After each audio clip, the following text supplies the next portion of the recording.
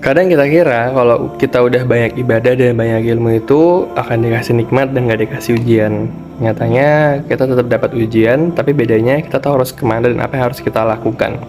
Sama kayak kita ujian di sekolah, apakah saat kita udah belajar dan jadi pinter nggak perlu diuji lagi? Nyatanya kita tetap dapat dikasih ujian, bedanya kita bisa menghadapinya, dan beda sama orang yang belum belajar, mungkin jawab soalnya karena asal-asalan.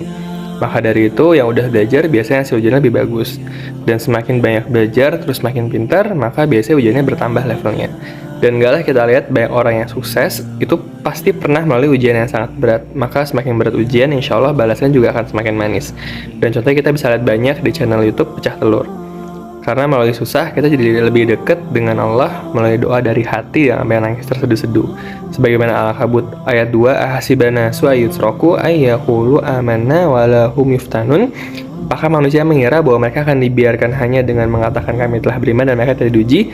Dan Al-Baqarah 155 sampai dengan 157, walana baluanakum bisyai minal khawfi wal ju', dan kami pasti akan menguji kamu dengan sedikit ketakutan dan kelaparan, wana qasi minal amwali wal anfusi was samaros, kekurangan harta, matinya jiwa, dan juga kekurangan buah-buahan.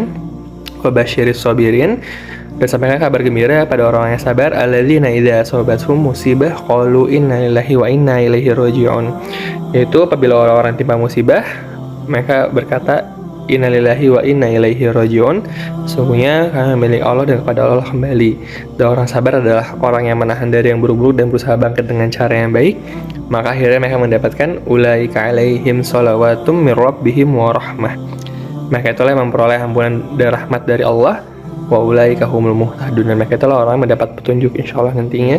Dan insyaallah bagi kita semua yang lagi diuji, insyaallah kita akan segera bisa memetik hasilnya dan memetik kebahagiaan dari ujian tersebut. Jadi sabar aja, insyaallah pasti semakin gelap ujian akan semakin terang hasilnya.